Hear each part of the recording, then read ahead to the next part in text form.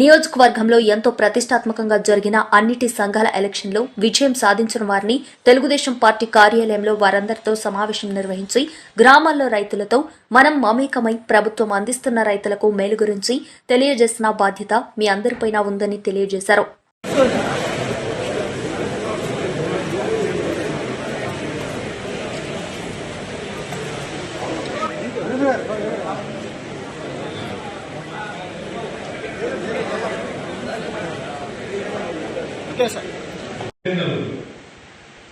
మళ్ళీ 5 సంవత్సరాల తర్వాత ఇంకొకటి తెలకూడదు, మళ్ళీ దీన్ని పాడు చేసే అవకాశం లేకుండా ఉండాలంటే మనం చేసే పనుల నుంచి పొలిటికల్ అడ్వాంటేజ్ కూడా మనం తీసుకురాగలిగితే ఈరోజు వెళ్తున్నాం అనుకుంటా,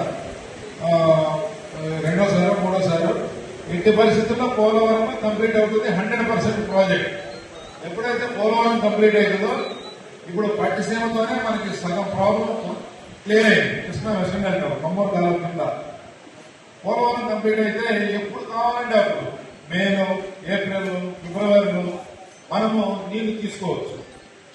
అప్పుడు సాగునీరు 12 నెలలు ఉండే అవకాశం ఉంటుంది, త్రాగడానికి 12 నెలలు ఉండే అవకాశం ఉంటుంది.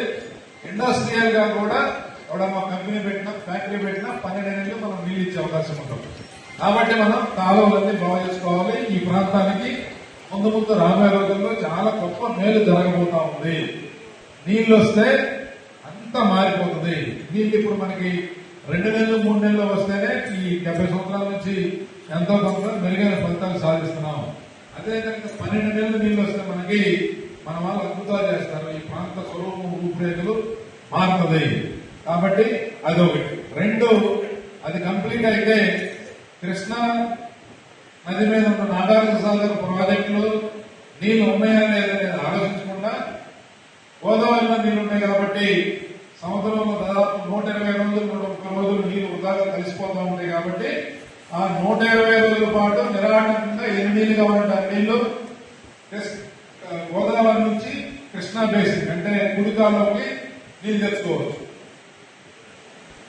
అక్కడ స్టోరేజ్ ఉంటాయి కాబట్టి 300 TMC దాకా మనకి పోలవరంలో స్టోరేజ్ ఉంటాయి కాబట్టి ఇంకొక 4 నెలలు 5 నెలలు మనం ఈ నీళ్లు తెచ్చుకోవచ్చు.